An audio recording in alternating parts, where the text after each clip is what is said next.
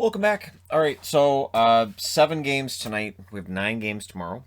And then we have an odd day on Wednesday where there's a nice separation between games, so you may get multiple reviews that day. But that's just me looking ahead. I always look ahead through the schedule and go, all right, how are the next couple of days looking? Yeah. And today, not too bad. Not too bad at all. Long day yesterday. Today was a little bit easier. So, hey, kind of nice. So while everybody else is probably like, hey, Monday is the start of my work week. For me, it's like, hey, cool, it's Monday. Right on. All right, so we're going to start off with Philadelphia and Boston. And, for the Bruins, they can't really afford to be doing this, where they have a chance to get 2 points against a team, and they don't. And for Philadelphia, this is such an important game. Philadelphia is, of course, trying to chase down Boston for that last spot, and they need all the points they can get, right? So, with Boston having games in hand on Philadelphia, these direct matchups now, Boston really needs to lay the hammer down, and they don't. They kind of let Philadelphia off the mat. So, McAvoy had a wraparound chance early. Didn't go. The shots were only 1-1 at 4 minutes. The Bruins had the puck control early, but the puck control wasn't translating to shots early. Repeated icings by the Flyers. There were a ton of icings by the Flyers in this game. The Flyers then start getting chances around the halfway mark, and then they score. It's Konechny at 10:15 from Giroux and Provorov. So it's 1-0 Flyers. The Flyers then started pushing for another. They had a very good period after that. Post for McAvoy, but the Bruins were in their end too much. So that post by McAvoy was during one of those odd rushes when it ends up in Philadelphia's end. However, COL-MIN would score from Coyle at 17:33, and it felt like maybe the momentum was ready to swing back as Boston had tied it. In the last minute of the period, the Bruins get a power play. So that leads over to the second period where they score on it. Bergeron scores from Pastrnak and Grzelcyk at 46 seconds. And the Bruins, 9 for 17 against Philadelphia on the power play with that goal being scored. They'd end up finishing the night 9 for 18, but that's pretty lethal. The Flyers get a power play. They then get another one right after that. Lawton had a rush chance. Vladar made the save. Vladar, good game by him again tonight. Braun was denied right after the Bruins get a power play that was unsuccessful. Bruins press with 2.5 minutes left, but we go to the third period with Boston up 2-1, and they're usually pretty good at protecting a third period lead, right? Provorov had a chance that missed early. There was a power play for the Flyers. There was a shorthanded 2-on-1 that fizzled out for Bergeron, and the puck goes the other way.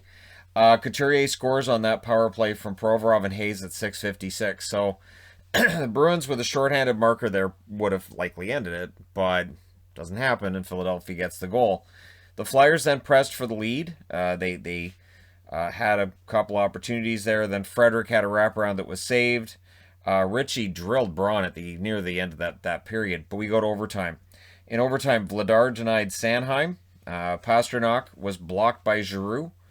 And then Konechny had one that was stopped by Vladar. But then it's Sanheim at 3:08, and Bergeron just fell down. It's one of those things where as soon as Bergeron fell down, I'm like, well, that's it then. And Sanheim gets the goal in overtime to go over the Bruins 3-2. And so Philadelphia goes to 18-4-5.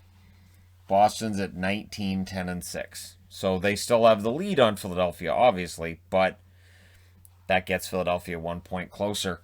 Shots in this one, 10-7 Philly in the first, 13-11 Philly in the second, 10-5 Boston in the third, and then 4-1 in favor of the Philadelphia Flyers in the overtime. Final shots, 32-29 for Philadelphia. Flyers 1 for 3 on the power play, Boston 1 for 2.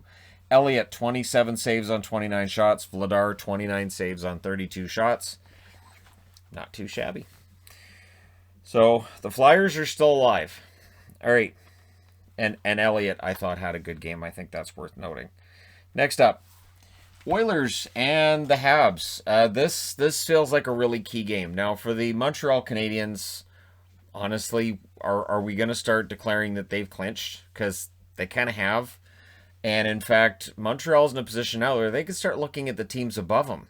They don't have to settle for fourth place. They don't have to be happy in fourth. So it was a defensive start. There was only one shot. That was the Habs shot at 3.5 minutes. Smith off to another good start for the Edmonton Oilers. The shots were 6-1 for the Habs 6 minutes into this period. They came out very sharp. The Oilers were stuck on one shot, and 97 was being blanketed every time he was on the ice. He does not get on the board tonight either. So Lehkonen was denied, and Gallagher. Gallagher apparently broken thumb, I believe it is. Fractured thumb. He's out for weeks. So he makes the exit, and that's always the concern with Gallagher, isn't it? That he's going to get hurt. And there it goes. Toffoli then had a great chance. Drouin was robbed. Smith was dialed in, and then 21 seconds left in the first period. Shore gets a goal from Kara on a nice turnover that they got. And so the Oilers come out of that first period, a period where they're outshot badly, outchanced badly, with the lead. Second period, they announced that Gallagher wouldn't return. It was friendly fire. It was a shot by a Montreal player that actually broke his finger. Price stopped Nurse easily. Better period for the Oilers so far. Larson's point shot missed. Perry was denied. The Oilers get a power play. There was a prolonged 4-on-4, which gave them the shortened power play the other way. And then late in the period, the Oilers get a power play. So in the final minute, they score again. Nurse with the power play marker from Barrie and Puljujarvi at 1949. So that's his 13th goal. He came into tonight tied with Chychrun for the most goals by a defenseman with 12. He now has the lead again. And it was not a fantastic goal either. That's one that Price probably would wish he had stopped. Price had a good game. That's one of those ones, though, that I'd probably wish he'd stopped. Third period, early. Josh Anderson scores from Perry and Suzuki at 1:45, and Anderson's been heating up again after going cold for a while. Habs were pressing for the tie, and they get it at 5:23. Tatar from Byron on a turnover. So turnovers were a problem for Edmonton in that third period. The Habs then had a 2-on-1. Romanov had a shot that was stopped. Smith snagged a shot from Perry. The Habs press with 9 minutes left. There was a power play for Montreal, and then we get a minute and 23 seconds of 4-on-4. Nurse nearly got one during that 4-on-4, but we go to overtime. The Habs had it early. Smith denied Anderson, and then it goes the other way, and McDavid was denied at the other end of the ice. With 1:43 left, the Oilers call a timeout, but Montreal wins in overtime. Yeah, and it's the new guy, Eric Stahl. So the new kid goes out there and he scores from Toffoli and Petrie at 4:02. Montreal wins in overtime. Yeah, so they go to 17-9-9. The Oilers drop to 23-14-2. And here we are. The shots were 15-5 Montreal in the first, 14-7 Edmonton in the second, 7-3 Montreal in the third. In the overtime, 3-1 in favor of Montreal. So they did a very good job of neutralizing the Oilers in both the third period and the overtime. Final shots, 32-23 for Montreal. Oilers go 1-for-4 on the power play. Montreal 0-for-2. Smith saves 29 out of 32 for the Oilers. Price saves 21 out of 23. And yeah, if you're above Montreal, you've got to be at least somewhat nervous. This team looks like they're getting it together. And they still have a lot of games left against teams that they have to play before the end of the season. Well, teams that they're competing with before the end of the season for playoff spots. So, yeah, things may not be as settled as they may look on the standings. All right, Ottawa. So for the Sens tonight, again, it's a matter of being competitive. And they're competitive. In the end, it's a competitive result. And so for Winnipeg, it gets a little more interesting than you might want as we ended out. So Dubois scores early from Wheeler and Stanley at 2 minutes and 10 seconds. And the Jets had control with the lead. So early on, it looks like this might be one of those one-sided games against the Ottawa Senators. Ehlers had a fast break. That was defended. The Senators get a power play. It doesn't score. They get another. That one doesn't score either. So with 2:10 left, the Senators get their third power play of the game. They had 2 shots on the first 2.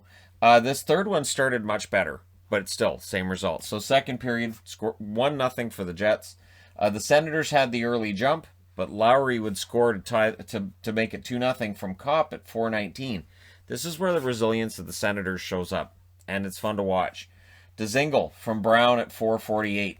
And it caught Hellebuck looking the other way. Hellebuck's looking in this direction as Dzingel comes around the net on his left. and just tucks the puck in. So Hellebuck looking the wrong way. Very nice play by Dzingel, who remains red hot as a member of the Ottawa Senators. I hope they don't trade him, and I hope he figures out a way to stay in Ottawa because it is really the best home for him. The Jets then get a power play. They don't score on that one. Yes, they do. That's a power play goal. Dubois scored. That's right, I got PPG at the end of it. Dubois scored from Kopp and Ehlers at 8:38, and it was right near the end of that power play. Jets pressed for another. They get another power play. That one was killed off. The Senators are hemmed in with 5.5 minutes left, and eventually we get a goal out of it. Connor from Scheifele and Ehlers at 16:12. That one went in off Chris Tierney's stick. 1:10 left. The Jets go back to the power play yet again. So they had 3 power plays all in that second period. Third period. The Sens and Forsberg finished off the kill. Stanley bombs one at the net shortly after that. Power play for the Senators, and it scores. So the third was much better than the first two, and the fourth gets the goal. Norris from Dzingel and Riley at 10:25. There's Ryan Dzingel again on the board. He has a goal and an assist tonight. And then just to keep things interesting, Connor Brown gets one from Anisimov and Dadonov at 16:51. So now, you pull the goalie, you're only down by 1. Things get kind of hairy. But Stastny would hit a post on the empty net as well just to keep things tense. Winnipeg holds on. They win this one 4-3. They go to 23-13-3. For the Sens, they drop to 13-22-4. The shots in this one favored Winnipeg the whole way through. 14-8 in the first, 22-6 in the second, and 10-9 in the third. Final shots 46-23. Forsberg deserves a lot of credit for this game as well. For a guy who's still wearing his Winnipeg pads, he's playing pretty well for Ottawa. Power plays, Ottawa 1 for 4, Winnipeg 1 for 3. Forsberg, 42 saves on 46 shots. Hellebuck, 20 saves on 23 shots. And, so Winnipeg wins one. It's not necessarily the prettiest win they've had this year, but they get it done. It's the important thing, they got it done. Next up, Vegas. So Vegas had been, struggling. Well, how did that work? It's done. It's over. The struggling is done. Or at the very least, they went in and they played a team in St. Louis that just can't win. And there was good news for St. Louis at the start of this game. Colton Parayko is back. So I mentioned in the news video this morning that he was seen as day-to-day, and I saw there was a comment from somebody saying, well, he's nowhere close. He's still not taking slap shots. It's ways out. He's back tonight. Showing 2 things. A, his resilience, and B, likely the desperation of the Blues to turn this around. They wanted Parayko in the lineup. Evenly played first 4 minutes, and things looked to be relatively quiet until Nosek scores from Holden and Kolasar at 6:25. Now, Nosek would end up exiting the game with an injury, but he gets on the board first. Vegas was trying for another, and they get it. Alec Martinez gets a goal from Stone and Pacioretty at 12:25. But before the period's out, St. Louis does answer. It's Bozak from Sanford at 17:01. So the shots aren't that far apart. It's a 2-1 game for Vegas, and it feels like St. Louis is still in this. St. Louis is well aware that they really need to win this game to stay in the hunt for a playoff spot.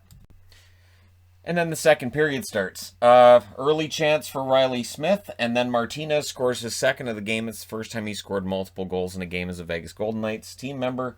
Tuck and Kolasar with the assists at 7:08. So Tuck is now 11 games since his last goal. I don't think he's all that concerned right now. Carrier then scores 32 seconds later from Pietrangelo and McNabb at 7:40. And then at 9:07, Marchessault, who's been having trouble scoring himself, he gets in on the party from Carlson and Smith at 9:07. So, yeah, it's not even halfway through the game, and it's 5-1. That ends Husso's night, and Binnington goes in. But Vegas is not done. Vegas wants more. And they get it. Haig from Carrier at 13 minutes exactly. So, welcome to the game, Jordan Binnington. Puck's in his net. It's 6-1 in favor of Vegas. This game was for all intents and purposes done. Basically, as soon as it's 4-1. And again, this is a home game for St. Louis. They desperately need these games, and this result just really cuts the feet out from under them, especially when you look at other results tonight. I don't know what St. Louis does at the deadline. Do you sell? Or do you do as Ray Ferraro said, if a team's selling, maybe wait till the offseason, because trading right now is such a pain. Maybe it's better to wait till the offseason. So, third period. The Blues had a power play in that second period, and then Vegas had a power play, but it's 6-1. So we go to the third period. Power play for Vegas. The shots were 5-3 for the Blues with 8.5 minutes left, which shows you not a lot of chances. They're just playing it out. Vegas isn't trying to add to the lead. They got 6. You're just trying not to get any more guys hurt. You're already down no sec. You're trying not to lose anybody else. Good third period for Bennington. So, I guess it's a small blessing for St. Louis. Bennington had a good game. Late Blues power play. They need 5 goals on that power play. They don't get any. And your final score is 6-1. Yeah, Vegas holds on to that 6-1 lead in the third period. No tension at all.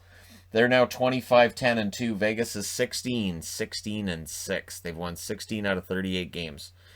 The playoffs are looking more and more like they are just not going to happen for St. Louis this year. So the shots favored Vegas in the first 11-8. Both teams had 15 shots in the second. 4 of them went in for Vegas. And then the shots were 9-6 St. Louis in the third. Both teams had 32 shots in this game. Vegas 0 for 2 on the power play. St. Louis 0 for 3. Leonard 31 saves on 32 shots. And don't lose sight of that. Robin Leonard is on a winning streak. And he looked really good tonight. His stats keep coming up. Husso 14 saves on 19 shots. That's not going to help his stats. And for Bennington 12 saves on 13 shots. St. Louis is... They're not looking like they're going to make the playoffs. But they're not the only team that right now looks like they're going to struggle to make the playoffs. Next up, Colorado and Minnesota. So for the Avs, this was really a slow start from them, and then it was sort of like they just pressed a button somewhere, or maybe Jared Bednar has a button he presses on the bench, and they just activate. I don't know what it is, but this is one heck of an impressive team when they do activate. Not that Minnesota didn't make it interesting, they did, but it really is the Colorado show right now, isn't it? So early chance from Makar. The Wild were holding their own, though, early on in this game. Power play from Minnesota. Good chances for the Wild power play. It's unsuccessful. Shots were 6-1 for the Wild 8 minutes in. So again, they started off very, very good. And I thought, hey, maybe a team is going to be able to control the Avs. I mean, the Avs are on the road. Maybe. There was a review for a possible Wild goal. It was not a goal. But then this one is Hartman from Bjugstad and Johansson at 8 minutes and 40 seconds. I know he changes it back and forth, but last time I heard he wanted it to be Johansson. I hear some calling it Johansson. I don't think it's a big deal, but Peterson, right? So the Avs were picking it up in the second half. There was a press by the Avs in the final 3 minutes, but Minnesota escapes the first period with the lead. So that feels important. At least it did. Second period, 18 seconds. And all of a sudden it doesn't seem that important anymore. McKinnon scores from Girard. And then at 1:29, Burakovsky scores from Girard and Kadri. So Samuel Girard with a couple of assists there. And all of a sudden, a minute and a half into the second period, the Avs have the lead. They're not going to look back. Power play for the Wild. The power play then gets another chance. But since it's a Minnesota power play, it has its share of troubles. It would be successful by the end of the night, though. I get the feeling their power play is starting to pick it up. The Avs, it felt like it had really taken over because there were chances for Minnesota, but they couldn't score. And then Saad scores from Burakovsky and McDonald at 15:48. So Jacob McDonald on the board again. Good for him. And then Confer scores at 17:52 from Makar and O'Brien. So that makes it 4-1. And then the Wild get another power play just before the end of the second period. So to start the third, the Avs killed off the remainder of that. And then Bjugstad scored from Hartman and Cole at 3:35. So that makes it 4-2. But again, you're not expecting Colorado, with the way they've been playing lately, to be really threatened when they have a 3-goal lead entering the third period. The Avs get a power play. Nice shorthanded saves there by Talbot. Talbot kept it reasonable. There's then another Avs power play, and they score on it, because that's how that works. Their power play is very good. Landeskog scores from Rantanen and McKinnon at 7:22. I don't think that's the first time those three guys have combined on a goal. It may not be the 100th time. So power play then for the Wild, and they score on it. And it's Johansson that gets the goal from Suter and Hartman at 9:44. They played well in that third period. Minnesota did. They pull the goalie with 2:10 left, and then with 1:46 left, they get a 6-on-4 power play because of a penalty against the Colorado Avalanche. At 19:25, Fiala gets the power play marker from Spurgeon. The Wild would call a timeout, try to figure out how they're going to make this work, 6-on-5, and it's not going to. So the Avs hold on. They win at 5-4. They go to 26-8-4 for For Minnesota, they dropped to 23, 12, and 2. And it's got to be frustrating for Minnesota because there were parts of this game where they played very well, but in the end, Colorado's they're too good in that second period, and it's too much to allow 4 goals in one period to try to overcome that. Shots in this game: 11-6 Minnesota in the first, 20-5 Colorado in the second, and as I said, 4 of those went in. 10-9 in favor of Colorado in the third. Final shots: 36-25 in favor of the Avs. Power plays: 1 for 3 for Colorado, 2 for 6 for Minnesota. Grubauer, 21 saves on 25 shots. Talbot, 31 saves on 36 shots at the other end of the ice. And while Talbot, again, as I've been saying with goaltenders lately, his save percentage may not end up being great, this game could have been 7 or 8-4. It was that kind of game. All right, next up. Man, Calgary. How does this keep happening? The Flames are a team that they have really good 10, 15-minute runs, right? They can't put it together. They can't get that 60-minute game. And they're not getting the big saves when they need them. Markstrom right now, it's reminding me of Markstrom, I'll say 3 years ago. Where Markstrom was good, he wasn't great. And I would often talk about how Markstrom, maybe the Canucks need to upgrade and people would get upset. And then Markstrom got better. He's got something else there that I don't think has shown up in Calgary. I don't think he's been himself. I've seen people say, well, it's the Calgary defense. Vancouver's defense wasn't great last year either. I remember talking about how all the shots that were being allowed were just too much. It's just not working. So, it was Blasty night. I don't like seeing that jersey lose. I don't. Goal line stand by Campbell early on. The shots were 6-2 for the Flames 5 minutes in. Like I said, they had good portions of this game. Just putting together a complete game is a problem. Matthews was denied. Mikheyev was stopped as the Leafs press. Good saves by Campbell at the other end of the ice as well. The Leafs press as well. They draw a power play during that period. But it's scoreless going into the second. So, second period early save by Campbell on Ritchie. There were a couple of them. Lots of close calls in that first minute for Calgary, where it looked like they were going to open the scoring. Matthews had a wraparound try that failed, and then it's Spezza, who's been doing the whole Wayback Machine thing with his career this year in Toronto. He scores from Kerfoot and Dermott at 3 minutes and 10 seconds, and it looked like it's going to be another rough night for Hanifin. So Noah Hanifin early in the season, he and Chris Tanev weren't on the ice for any 5-on-5 goals against, and it was really remarkable. That's gone. So while Tanev is still getting praised here and there, Hanifin just always seems to be the guy who the puck's going in off of him, goes in off his skate, off his stick, or he's the one that's just a little bit out of position when the puck goes in, and that was the case on this one. Matthews then scored from Nylander and Brody at 7:53. So that makes it 2-0 over a period of about 4 minutes, and then Mikheyev almost got one to make it 3-0. The Leafs had the last 12 shots in the game at that stage. Now, Calgary would break that, and they would start getting some pressure back with 9 minutes left. The urgency was there in the Flames game in that second half. You need that. This is a team that desperately needs to go on a run to have any hope of making the postseason, right? You don't want to be traded, then start playing better. And Mangiapane would score from Hanifin and Lindholm at 18:06. So Hanifin making up for being out of position on that one goal. He gets an assist. Is 2-1 entering the third period. Third period. Backlund scores from Bennett at 4:17. That one deflects in off Dermott. Cool. So now you've got 2 goals. They've got 2 goals. You've both got goals that, a defenseman either deflects off of or guy's out of position, right? So it's an evened up game. Not for long. Simmons. He scored one from his knees, and that was impressive by Simmons. That's his first goal in 9 games since his return from injury. He seems to be heating up. He scores from Engvall and Matthews at 7:13. And the Flames were doing their share of line juggling, which seemed to work in some cases. There was a post then for Stone. Mikheyev had a break that was saved. The Leafs power play comes out of that. So Mikheyev draws a penalty to get the Leafs a power play. During that power play, the Flames score shorthanded. It's Backlund from Lindholm at 10:05. So there you go. It's a tie game. It's 3-3. The Flames, all they have to do then is finish the penalty kill. And this is where that one good play following another is elusive to them because the power play goal is scored by Matthews. That's the second goal of the night, the 27th on the season, from Hyman and Tavares at 10 minutes and 50 seconds. So they get the shorthanded goal, but then they allow the power play goal, which is the first power play goal that Toronto's had in 19 efforts. So they're one for their last 20 now. And it was March 9th was the last time that they had a power play goal, almost exactly a month ago. It's like 4 days away from a month. So that was kind of a monkey off their backs. And then at 12:10, Tavares scores from Nylander, and that was through a maze in front of Markstrom. So yeah, that made it 5-3.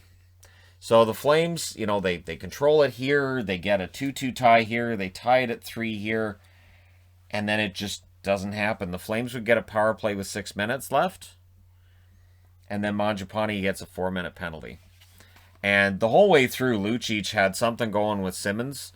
And then he was yelling something about Toronto. So he was not a happy camper. I don't think anybody on the Flames bench should be happy with the way things are going right now. Anybody who's smiling during these games, trade them. So, yeah, Toronto goes to 26-10-3.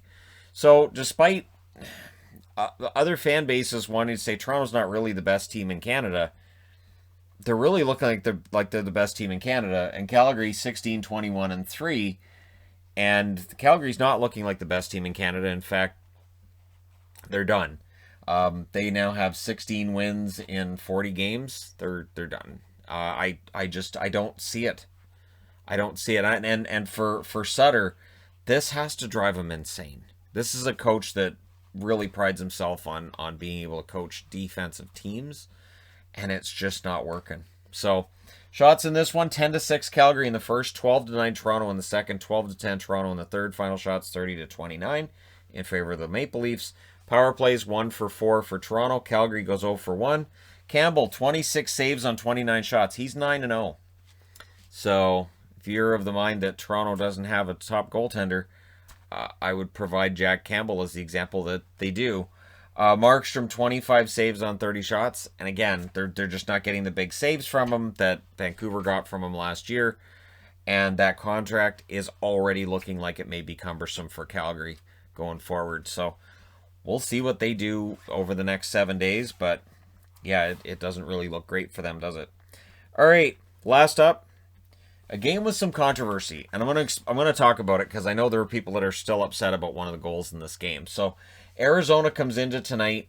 They're really heating up, and for LA, it's just it feels like they're falling apart much in the same way that the Flames have, where there's good parts there. The difference is the Flames were supposed to be competitive and in a playoff spot. The Kings weren't expected to be there yet. So the action was back and forth early, but then Bunting, who has come out of kind of nowhere, his last name is one of the most, I'm not going to say useless things in baseball, but it's one of the most anticlimactic. Oh, they're bunting. Well, I guess that gets the guy to second. Oh, nah, they're both out. Well, he bunted. So Bunting gets a goal from Garland and Demers at 2:43. They then get a power play. So the Kings need to watch. They can't be giving this many power plays up in a game. Bunting scores again from Chychrun and Goligoski at 4 minutes and 11 seconds. So it's 2-0 Arizona, and I'm already ready to put records up here because it just, LA doesn't look like they're in it. The Kings then draw a power play. It doesn't score, so the Coyotes get another one.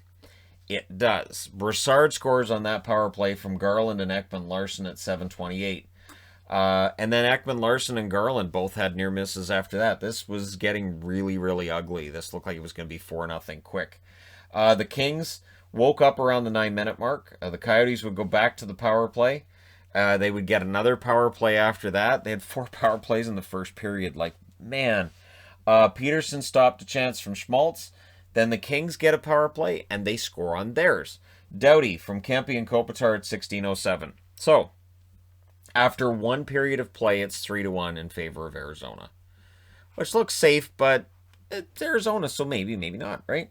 And the Kings have shown some resilience before. So second period, Trevor Moore hits a post. There was chances at both ends. Things had really opened up at this point, too. Around the halfway mark, they really opened up. Peterson saved a shot from Krause. The Coyotes would get a power play. Now, This is the whole controversy. Bunting would get a hat trick goal from Chychrun and Goligoski at 8:48. The Kings challenge it as offside. So I'm going to describe this as well as I can. The player is exiting the zone. The puck comes across the line. The puck is clearly in before he's tagged up. He being, I think it was Garland, was tagging up, right? So looking at that, you go, oh, that's offside. And clearly, the Kings fans, other fans on the internet that I saw on Twitter, a lot of people went, well, that's offside. The goal counts. And so the Coyotes get the goal and they get another power play. Their 6th of the night. The reason that it counted, the reason the NHL gave is simple. So the puck comes across the line. They're not arguing that the puck wasn't in the zone before he tags the line. But they're saying that he tagged the line before, I believe it was Bunting that had it at the line. Before Bunting touches the puck again in the offensive zone, he had tagged up. So because he tags before Bunting touches the puck, it's a good goal. So it's that close. It's that close to being a non-goal. So that's the explanation. And if that's 100% accurate, then yeah, that's a good goal. But I as well thought it was offside. I wanted the explanation, so that's why I'm providing it now in the review. Because once I saw that and I looked through a couple sources, I'm like, okay, that absolutely makes sense. That's not a goal. Or that is a goal, and they couldn't take it away as offside. Third period. So that was at 8:48. And then from there on, it was just basically, because it was Kings feed, which was the only one I had. I had 2 different feeds. They were both Kings. It was both the exact same feed. I was like, where's the Coyotes feed? Where's Nasher? I want to hear Nasher's take, because I wanted to hear Arizona's take on it as well. But yeah, so it counts, and so the rest of the period was kind of a back and forth affair. But we go to the third period, and early in the third, Athanasiou, who's been dealing with his own goal-scoring problems, he gets off the schneid. He gets a goal from Lizotte and Clegg at 2 minutes and 10 seconds. Coyotes try to answer right after that.